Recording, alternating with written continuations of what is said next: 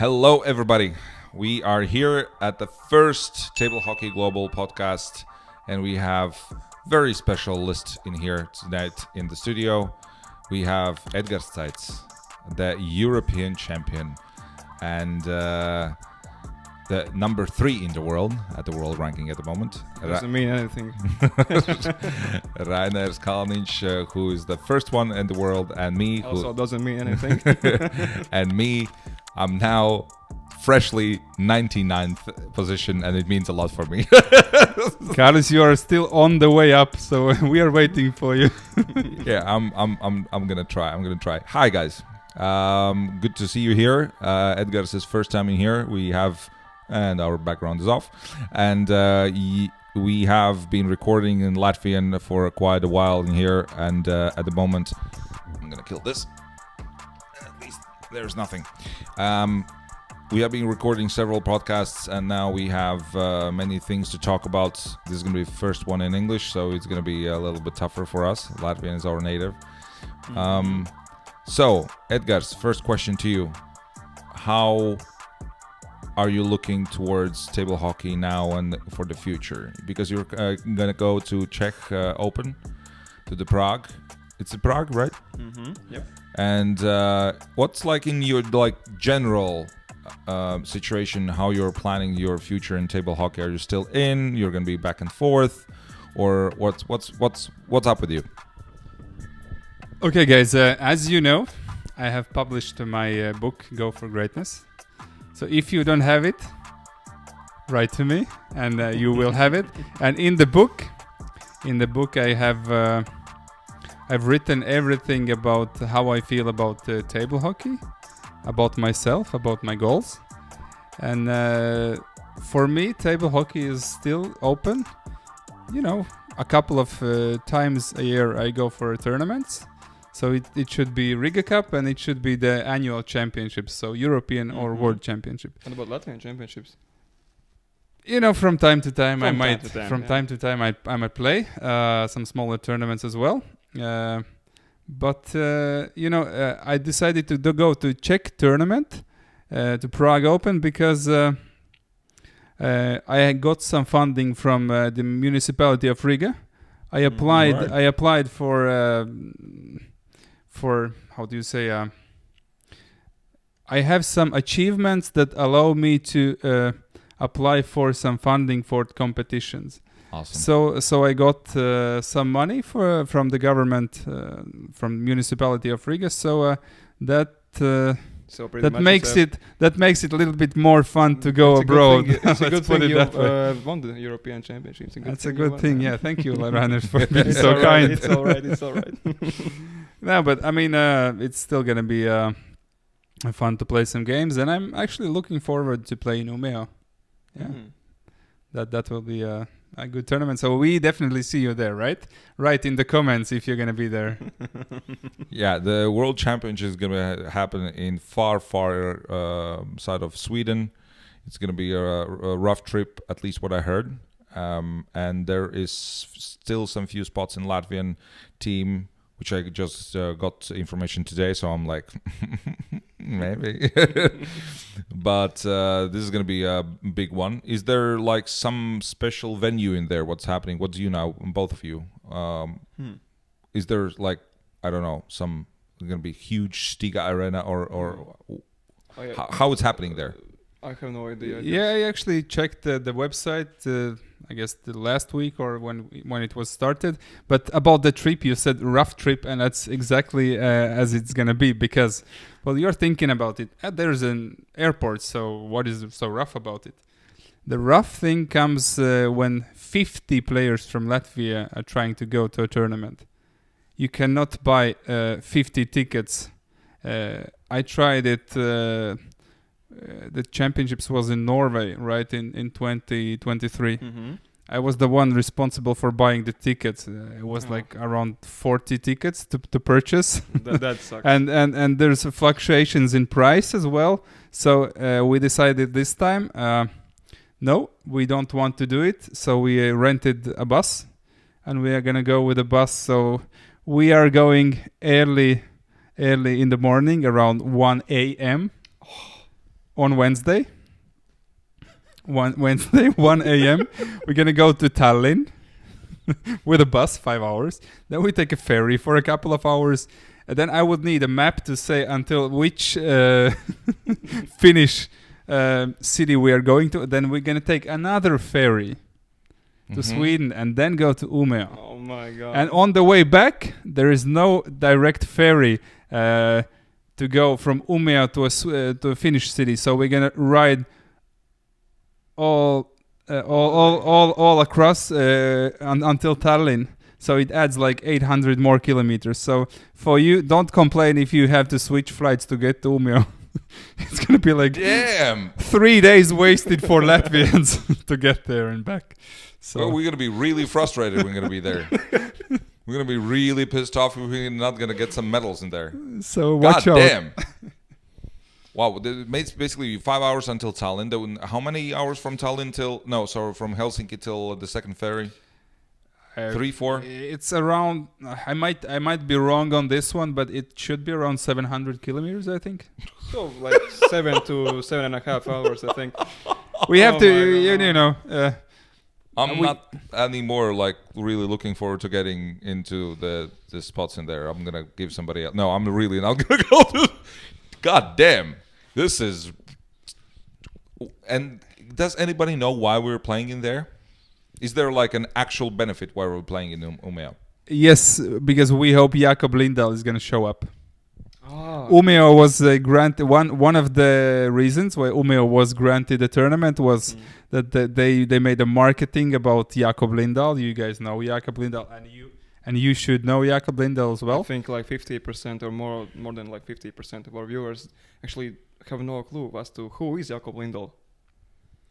He's a decent guy. He used to be world champion for a couple of times. You can go to itchf.info and check how many times.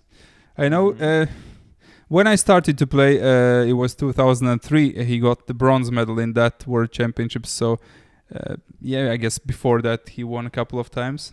But I think he's won the most Swedish championships. Mm-hmm. So that's quite strong. There's a Swedish podcast that was done by Hans and Onge. And they said that, and also Jakob was in the podcast as well. And pretty much he told us that he could participate in this championship in Umeå. So basically, the only reason why we were going there is because ex-world champion can maybe attend to this tournament. Yeah, you got it. No, I'm joking. Reasoning. I'm joking. There is no. Well, let's put it this way as well. It's great that any city and country applies for the annual championships. Otherwise, it's just Latvia, right? So yeah. So this is the first thing, and if there's an added bonus of a former world champion playing, it's great. So. Now, of course, the players who have left the field and coming back, it's always great to see. Ronnie Nuttinen just recently came to one of the tournaments in Swedish Masters. Hans Osterman has started to play again. As I remember, he was off again for a while, and really love to see like good players, and the old styles are coming back. Maybe Ahti could come back. Oh, that would be great. I loved his left wing around. When I was playing I was in a top form. I was actually looking at his just left around, and I was like, God damn, I need to learn that. It was quite inspiring. But I would actually love to see many players come in. But yeah, the trip is. You can always take a plane. You can always take a plane on your own. So. Sure. Private jet, or maybe a boat. Because there's one flight per day, or no? Like how big is the? No, Umeå is it's big city. Right. I mean, I haven't checked. Or maybe not big. Because you're telling the story like there is a one very small airfield, and there's like one kukuruznik like tuk, tuk, tuk, tuk, tuk, once a week landing in there. It's a decent city. It might be around 200,000 people, right, maybe 100,000. I don't know, but okay. So there's some other options in there, but the the back trip from there, just to have full on trip through the Sweden and then Finland. That's gonna be a fun one. Yeah, and imagine that you're gonna go right after the banquet, so you start at night and you don't even. So you're gonna spend 2 nights on the way back. Do we stay at the banquet or not? Maybe for the beginning of the banquet. So to get your lips wet a little bit, and then you, when you want to start the real banquet, then okay, let's go to bus. Edgar, there was this comment, I guess it was from Nick Slats, it's from one of our Latvian podcasts that we did in Latvian, and basically it translates to, so I think you're the perfect person to ask this question, and the question is, what do you think in your time when you dominated between like 2010 to 2015, and compare the top 10 best players from that time to the current time? What do you think, what has changed, quality of players? And what do you think in general, like differences, player quality? Some people actually think that the players from 10 to 15 years ago were much better. Others think it's the level of play is quite similar. So I think you're the perfect person to ask this question. So go on, Edgar. Sure. Well, this is of course all subjective, but let's take example myself. When is the last time I practiced table hockey? It's I don't know. I guess before like 2017 was the last time I really practiced. So what do you mean by really practice? Because one is to actually hard work on the table for several hours to get in the best shape you can be, or the other one is just to polish what you already have. Mm-hmm. Yeah, okay. So you don't think that you can win tournaments without playing or whatever? Just to clarify, I put a lot of time and effort with Attis. We practiced together in the 20 until 2013. We put a lot of time and effort. Okay.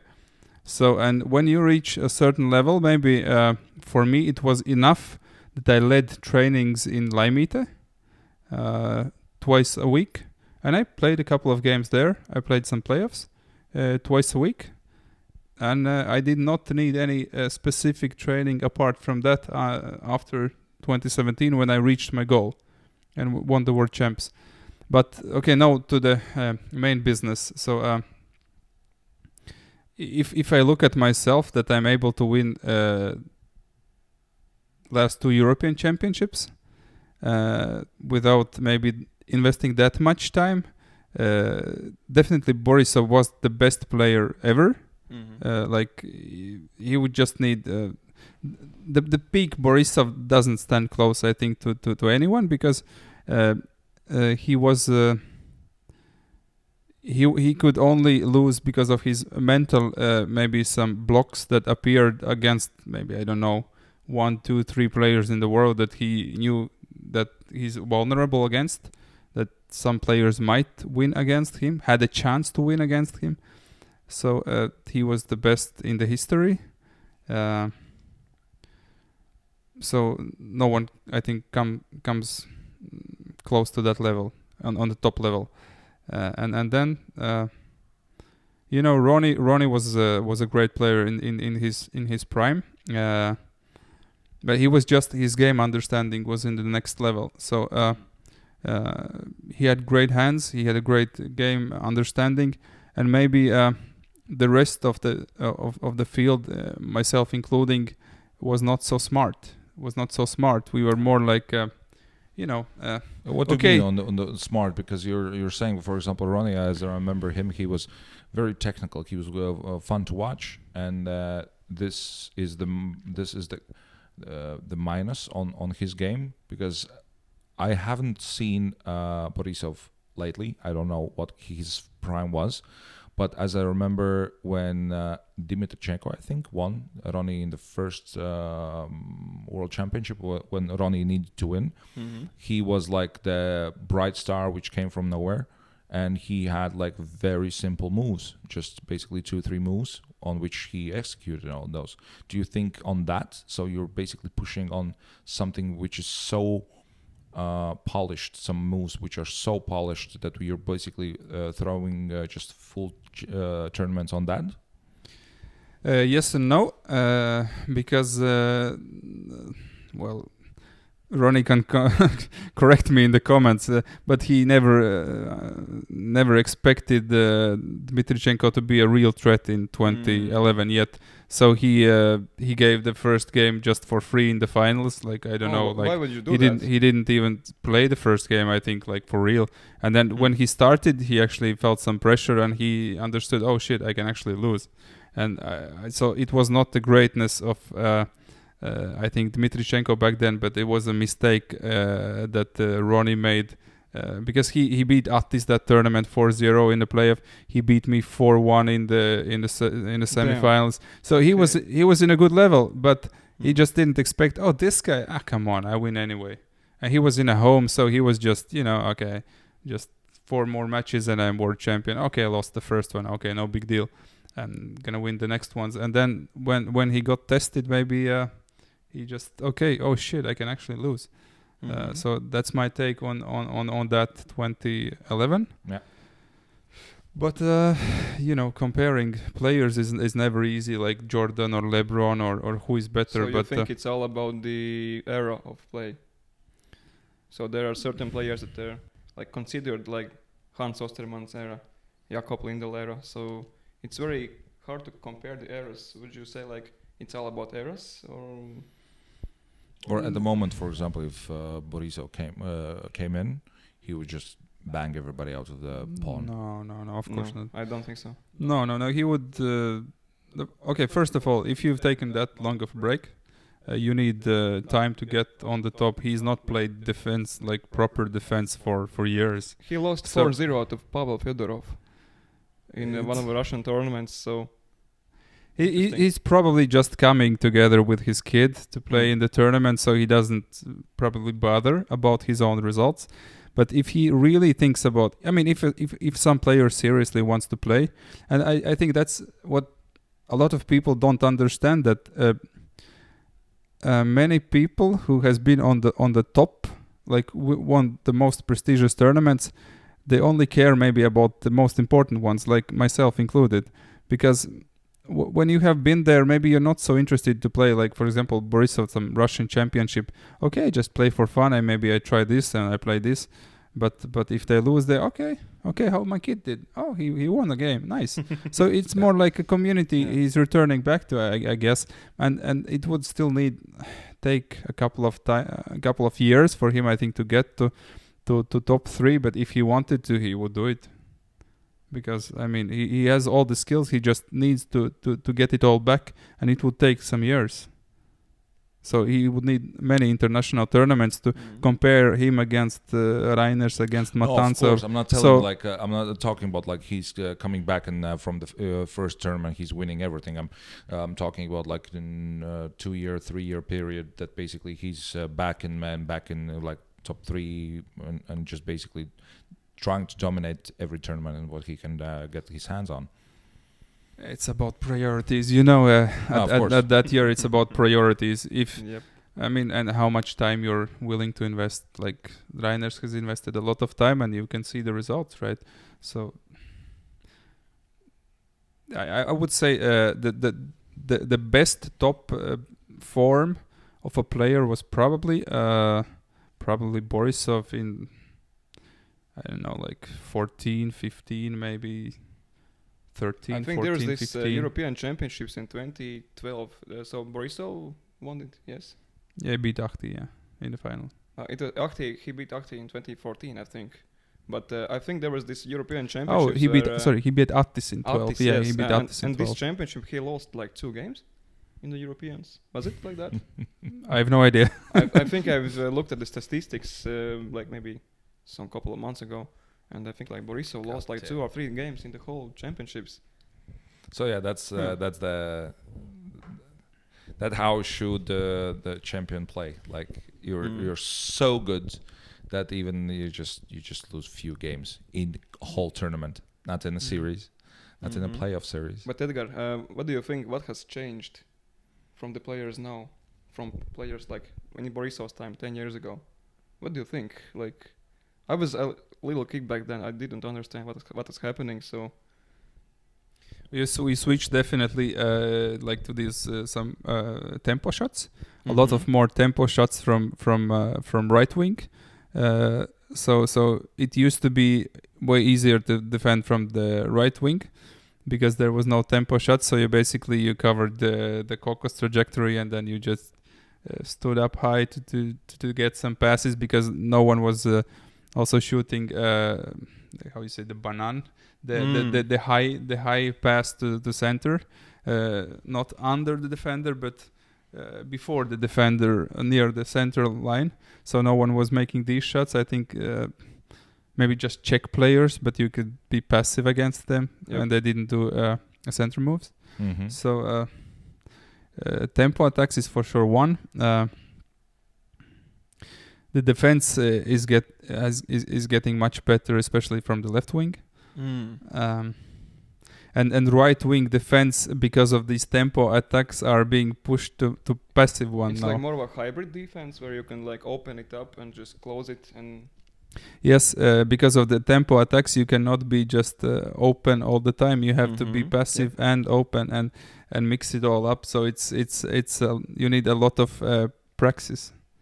You need a lot of playtime. When we were starting the podcast in here, we usually do the live in TikTok, and for the first times when we started to play, I was speaking with the guys because in that moment my form was shit, and I lost basically every game. And my strong part all the time in my career was defense, and they told me like your play style is like old as you, and I was like, okay, cool, thank you.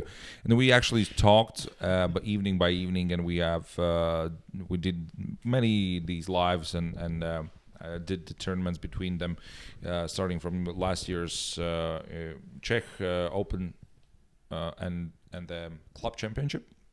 From there until now, I have really changed my play style, and I was playing like I was before, like I was playing 7-8 years ago, and now I understood it doesn't really work, and I need to change. I need to change the defense from the left side. I've upgraded that so much that basically I don't even recognize myself how I do it. I have taken both, basically how you both treat me today from the left wing, and there were very many pissed off players in a Tallinn Cup as well from the right side. I usually was staying passive. Now I don't know why people are not just throwing pucks straight in from the right side, just like long and straightforward in, because I'm keeping it all the time open, almost. It feels like it for me, because I need to go up and high, because everybody's doing the banana, everybody's going to the one-on-one, everybody's doing cocos, and there's so much happening now. You really, really need to be focused in every game. I think the middle level have really like closed, not closed in, but like pushed in. The average level of players have been so close. So I think that everyone can beat everyone at this level. I think we had like that 8 years ago in Latvia. You had you had the top two, of course. You and Atis, you were playing in the finals all the time, and then you have the like 4 or 5 players which are fighting for the third position, and then you have the rest, and then there's like the rest, and then there's some surprises in the first group which are just barely made in, and they're like, yes. Now you need to fight to get in the higher group. Like there is some players who are like it's full of not full but half of second layer, like second league first part of layer. They're the ones who are actually hoping to get in. It is just like the other one to get in, and then again in the final in the higher division, there is a fight. There's fight for survival in every game. It was shown actually in the Tallinn Cup as well. Like every game was so tight. I checked. I was 4th in my group. I was finished 4th in my group. I lost 7 games and I had 4 draws. You mean in the first division? First division. Final division. Final division in my, like, I was final B, I think. And I had 7 lost games. And I was 4th. Mm-hmm. Everybody's beating everybody. And I think that's the really awesome thing, what I love in table hockey at the moment. So you have, of course, the top players, but I think that was as well 10 years ago. When you had the top 10, they're like unreachable. Now even you have like very few players which are like unreachable. But now we're also talking like if Borisov came back, he's one of unreachables. Matantsev lost again. Like we have squished in the top 100 players in like a very small package where everybody can fight everybody. What was the player who won Patrick Peter?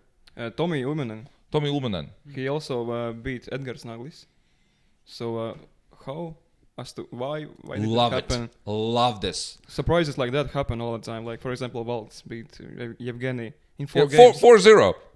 4-0. Thank you. Thank you, Walt. You gave me the how is it called? The World Tour. Yeah, he gave me the World Tour. Yeah. The overall winner of the World yeah, Tour.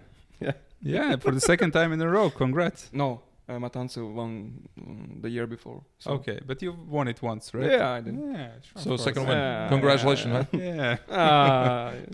Thank you, Walt. But I love this. I love this in game that we have the higher level. There's no such big gaps in there, so Yep. you can come to the table and you can really fight for every game.